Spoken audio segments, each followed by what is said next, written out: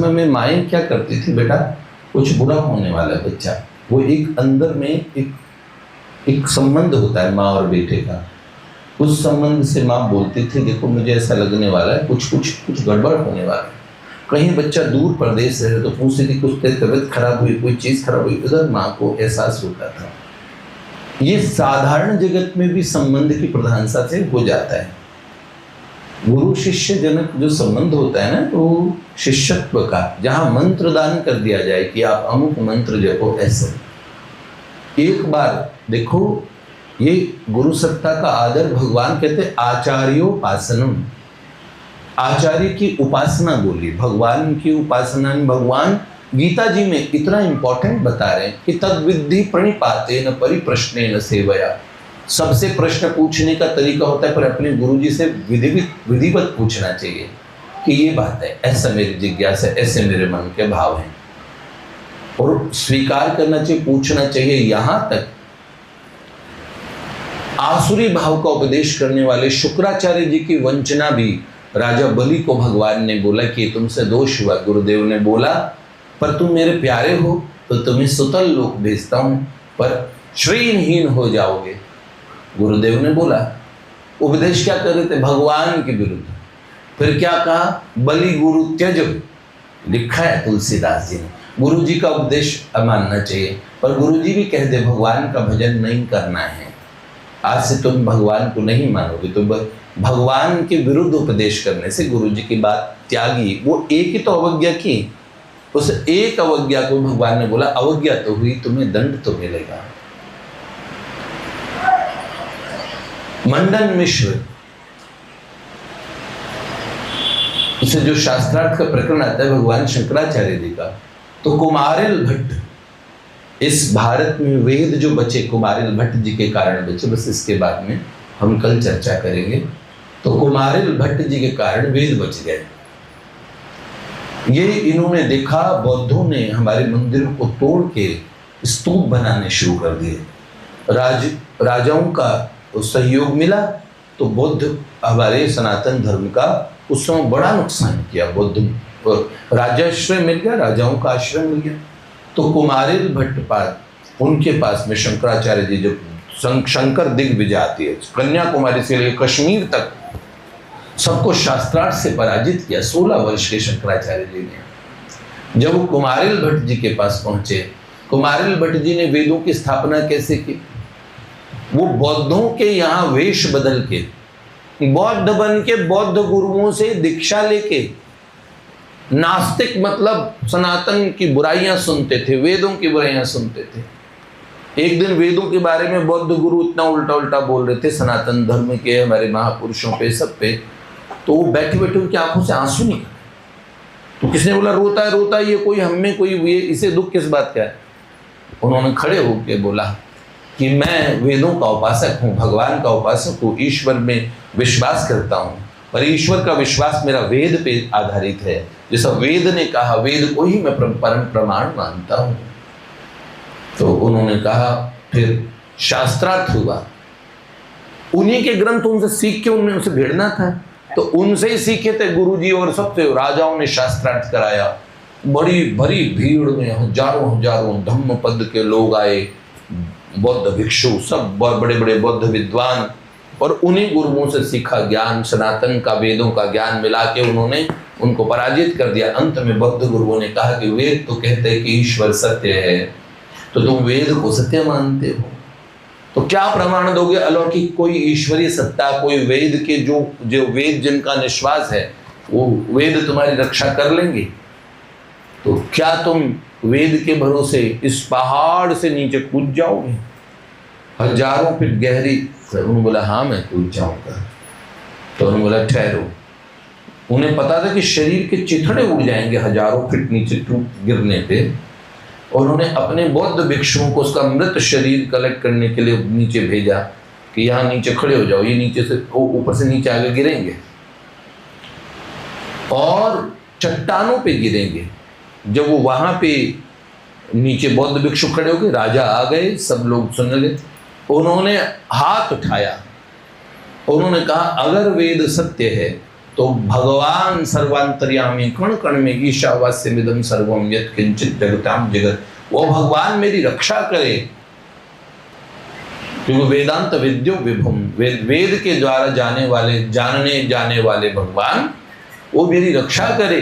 अगर वेद सत्य है और सीधा कूद गए, जैसे बंजिंग जंपिंग में ऊपर रस्सी बांधते हो, वो सीधा कूद गए इतने गहरे हजारों फीट नीचे। जब नीचे बौद्ध भिक्षुओं की भीड़ के सामने उनका शरीर गिरा तो वो इस तरह गिरे, मुंह के बल भ्रम से, तो लगा एक बार धरती सुकोमल हो गई। ऐसे कैसे उठ गए, वहीं तो हड्डियां हड्डियां मांस सब बिखर जाता, और उठ गए।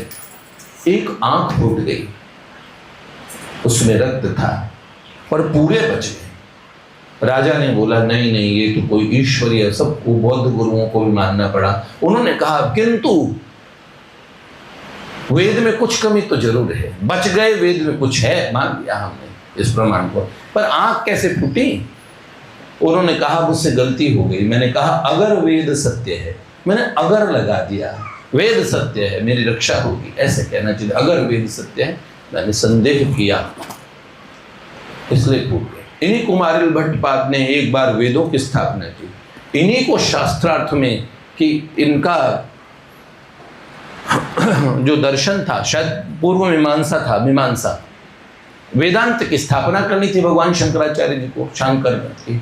तो भगवान शंकराचार्य जब इनसे शास्त्रार्थ के लिए पहुंचे तो देखा ये सूखे भूसा, वो भूसा धीरे धीरे जलता है, धीरे धीरे जलता है।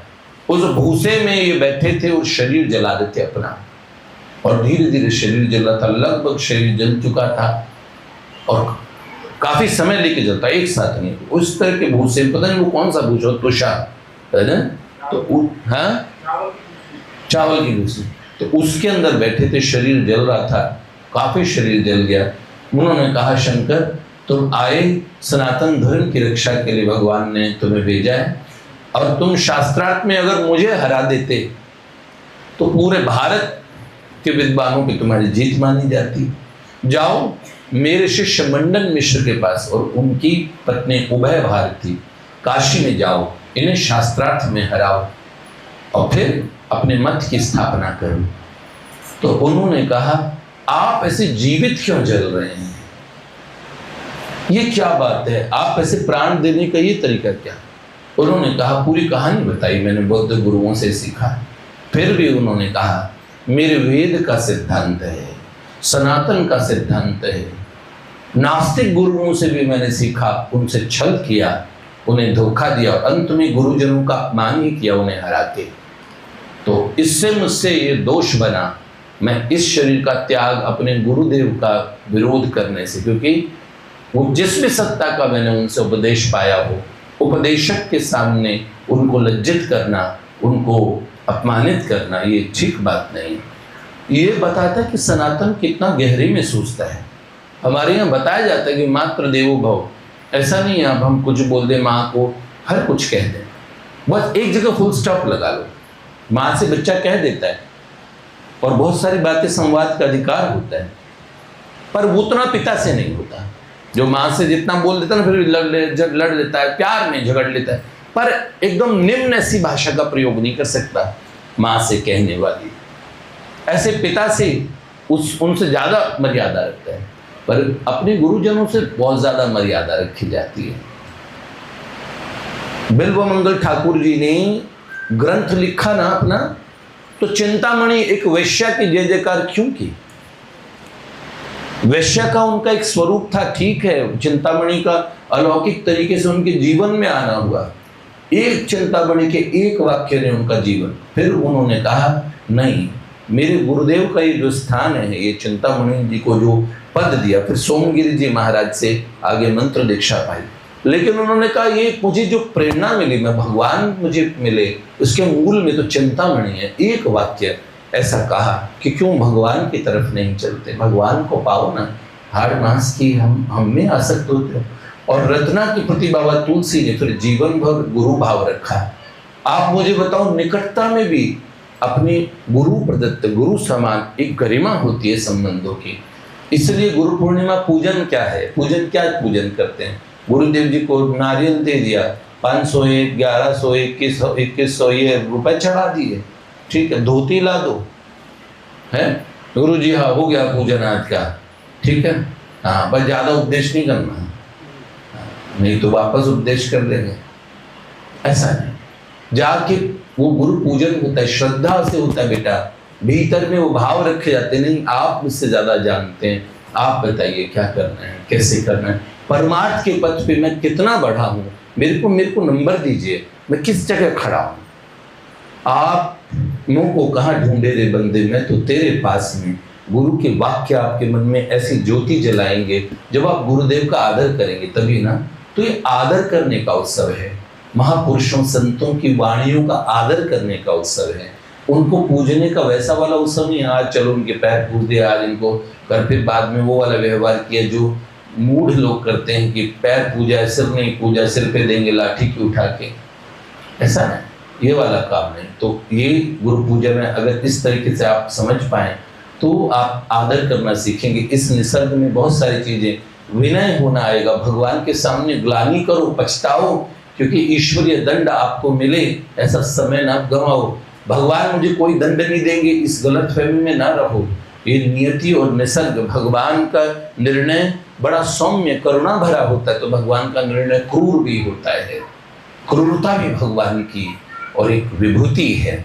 तो ईश्वर को दंडधारी बनाने के बजाय, दंड से कुछ सीखने के बजाय सौम्यता से सीखो, भगवान की ममता को उजागर करो और सही से सीखो। इस संसार में मुझे बहुत कुछ सीखना था, मैं भर गया प्रभु, मुझे थोड़ा खाली करो।